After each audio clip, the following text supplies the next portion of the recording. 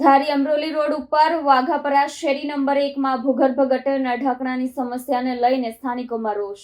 ધારી Amreli road ઉપર વાઘાપરા શેરી number 1 માં ગટરનું ઢાંકણું છેલ્લા ઘણા સમયથી ખુલ્લું પડ્યું છે, જેને લઈને અવારનવાર શેરીમાંથી પસાર થતા લોકોને અકસ્માતનો ભય સતાવી રહ્યો છે।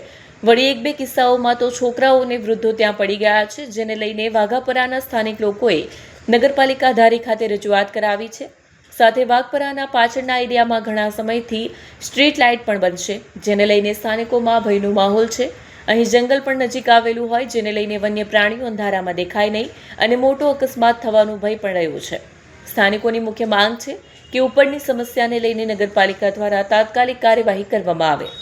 હું ધારી વાઘાપરાનો રહીશ છું અને અમારે અહીંયા એક ગટરનું ઢાંકણું તૂટી ગયેલું છે, તો મેં ગ્રામ પંચાયતમાં લેખિતમાં અરજી આપેલી છે, તો એનું કામ વહેલી તકે કરી દે એવી અમારી નમ્ર। સ્ટ્રીટ લાઇટ પણ અમુક ઠેકાણે નથી કામ કરતી, તો એ પણ વહેલી તકે કરી દે એવી અમારી નમ્ર વિનંતી છે। રજૂઆત એક બે વાર કરેલી છે।